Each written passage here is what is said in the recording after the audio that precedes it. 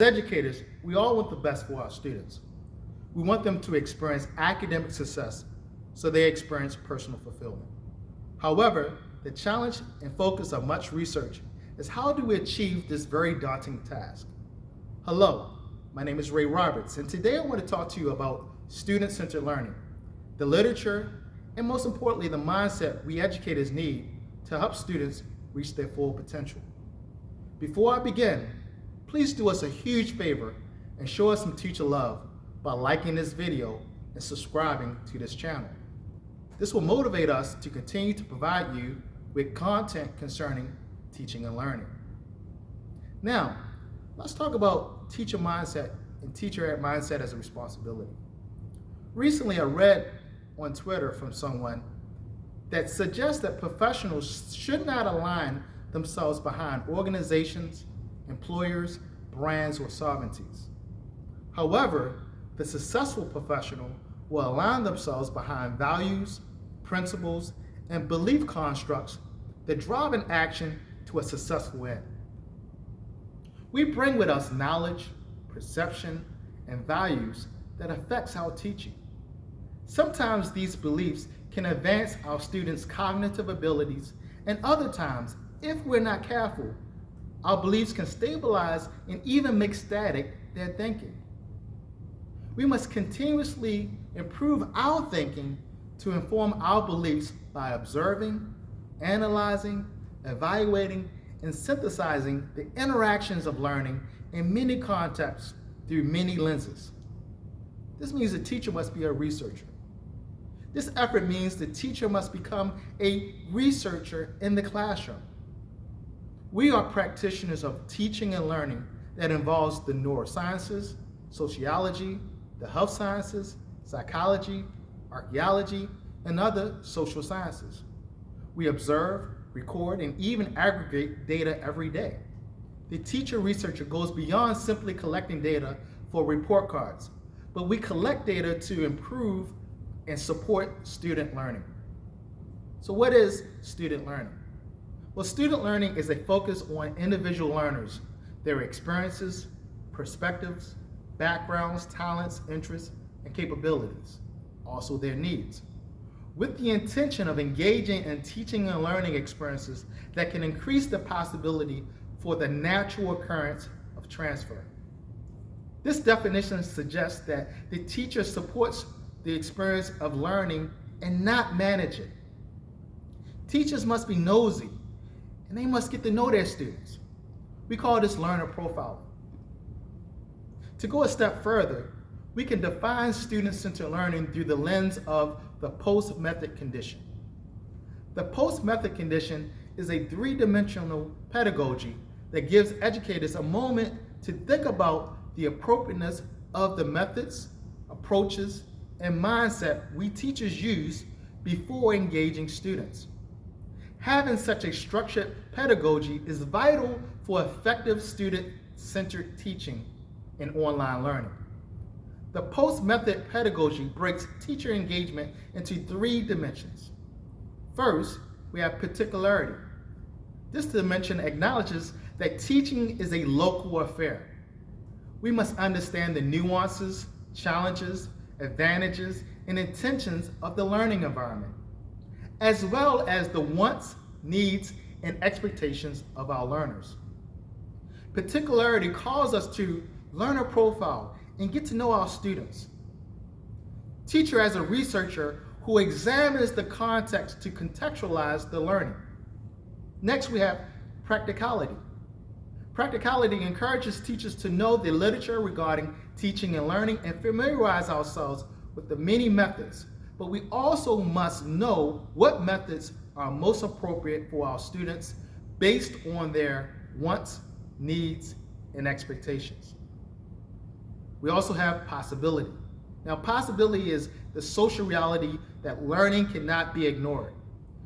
Educators must remove as many barriers as possible to motivate and encourage students so that no obstacle is insurmountable. The exercise of destroying detrimental enculturation that can exist in any given learning environment is the key to developing productive, student-centered learning experiences. So how do we define student achievement through student-centered learning? Well, post-method condition pedagogy allows stakeholders of learning to see student achievement from the eyes of learners and not standards outlined in a school district's charter. In the learner-centered classroom, student achievement is defined by the student's wants, needs, and expectations. Our beliefs are based on our experiences with reality, or reality as we perceive it. These beliefs seep into our teaching just like they influence any other profession. Our beliefs are guided by philosophical assumptions that serve as the groundwork in which we engage the world. Let's discuss 3 of these assumptions. Epistemology. Epistemology is our explanation of how we know reality. The teacher grounded in epistemology deals in exploring questions such as, what is knowledge? How is knowledge acquired? How do we know what we know? What is the context in which knowledge is developed? The epistemological teacher will seek to ensure that the information is contextualized and allows learners to question the validity of knowledge based on how knowledge has been presented, sourced, purposed, and implemented. Next, we have ontology. Now, ontology is our view of reality. Realities are perceived, which means that there are multiple realities. The ontological teacher accepts the notion that there are more than one reality and celebrates different perspectives of knowledge in reality. This teacher encourages students to go beyond the text and synthesize the evidence based on various perspectives. Finally, we have axiology. Axiology is defined as our value of reality. We bring our values to work, and these values allows us to interact with the world. The concepts of ethics and aesthetics derive from axiology. The axiological teacher within a learner-centered environment encourages students to explore deeper concepts relating to how knowledge will be applied to improve society or prevent hardship to people.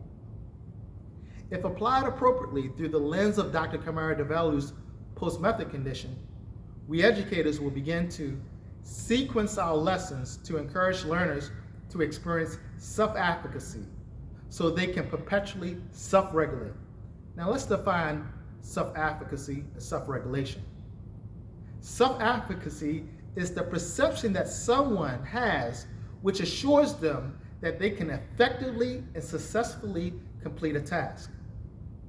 Self-regulation is when learners become self-starters and they begin to take responsibility for their learning through directed and purposeful actions.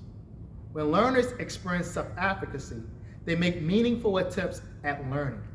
The learning becomes personal and goal-oriented.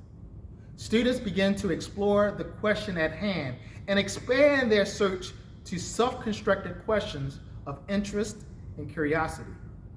The teacher steps to the side and becomes a cache of resources for students' goals and the expected goals devised by society. The result is that a post-method pedagogy produces self-determined learners. A self-determined learner becomes an autonomous, lifelong learner. They know how to work towards satisfying their wants, needs, and expectations through the acquisition of knowledge. And they do this by partnering with other people. So knowledge exchanges form. And these exchanges cause continuous learning transfer. The self-determined learner is intrinsically motivated, which creates the lifelong learner. This inductive concept starts with the relationship between teachers and students. Teachers believing that their role is guiding learning, not managing it. We see this in the ideas propelled in many nations. In America, there's race to the top, which is an idea that if America gets students excited about science, they will go into the fields of science, technology, engineering, and mathematics, which helps the common welfare of America. In Saudi Arabia, there's the 2030 vision, which is based on the same concept of empowering Saudi nationals through the idea of independence, self-efficiency, and directed personalized learning experiences, which creates efforts and responsibilities in order to make the kingdom a powerhouse on the world stage. It will not be until we look through the lens of theory that we begin to move away from the notion that there's a best method. Proverbs said there's no best method. And we must move into the realm of a post-method condition, which is based on context. Let's look at 3 theories that inform methodology. And methodology is how we think about methods to form strategy.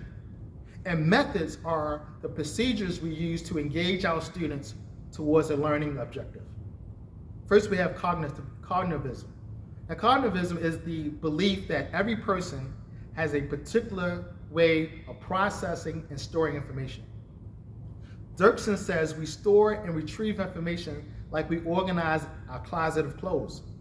Everyone organizes their closet a little differently.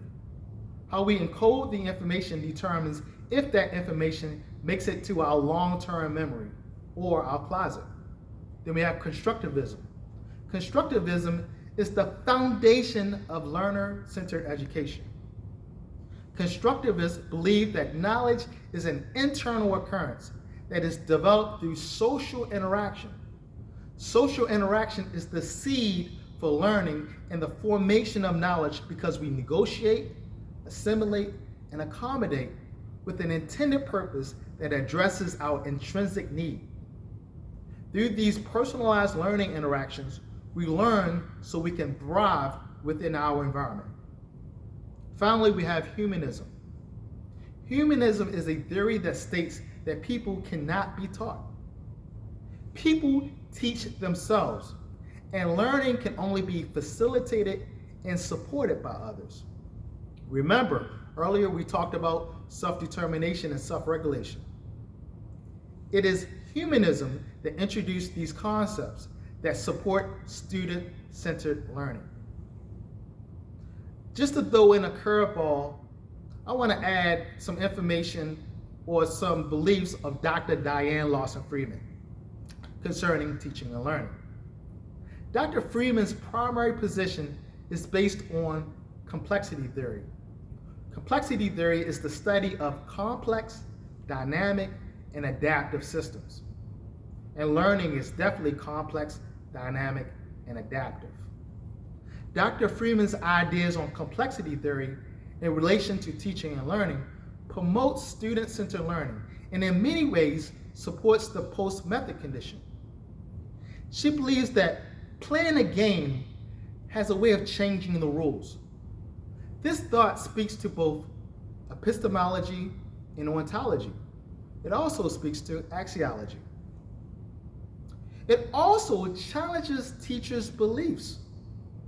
The principles of complexity theory relating to teaching and learning can be simplified in adaptiveness, iteration, and emergence. We must be able to adapt to the learning conditions, which are the demands of the systems we teach in, and the students' wants, needs, and expectations. We must also teach students to adapt to the demands and the challenges of an unexpected life. Often this means we must know when to let go and encourage our students to do the same. We must provide iterative practice that allows our students to experience, therefore construct their learning from many different perspectives, conditions, and modifications. Lastly, we must understand that learning is emerging, and it occurs when it occurs. We simply must be patient, reassuring, and reflective, so we are continuously applying the most appropriate method. Finally, the purpose of today's discussion was to talk about how we form and modify our teaching beliefs to support student-centered learning. However, it would be unfortunate if I did not offer some insight onto how student-centered learning can be applied in the context of online learning. Technology supports student-centered learning. Online learning specifically serves to promote student-centered learning.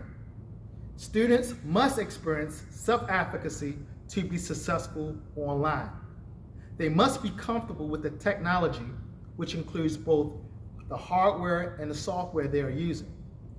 Teachers must work with the education technology administrator to ensure they select the most appropriate hardware and software that streamlines the ease of use. Teachers must ensure that they provide as many resources as possible on the learning management system, the LMS, to allow students to clarify instructions and content, confirm the content, visualize the content, hear the content, and practice the content. Teachers must be assuring at all times while teaching online. All communication should be positive and affirming. The teacher's tone must be friendly. Teachers must make themselves available via email, text message, or the LMS chatting system. Some schools and universities even offer a 24-hour tutoring and help desk to help students. Also, remember, the goal is to create students who experience self-efficacy, self-regulation, and self-determination. And there's some applications that help you do that, such as Google Docs, Padlet, Kaggle, Flipgrid, Kahoot, Verso, Monosnap, Socrative. There are many apps that help students with problem-based learning, task-based learning, cooperative learning, and even living classrooms. Well, I have given you a lot to think about. Please feel free to leave a comment below if you'd like for us to go into any detail about any topic mentioned in this video. By the way, do not forget to like and subscribe to this channel. Show us some love if you like the video. My name is Raynor Roberts. Happy teaching.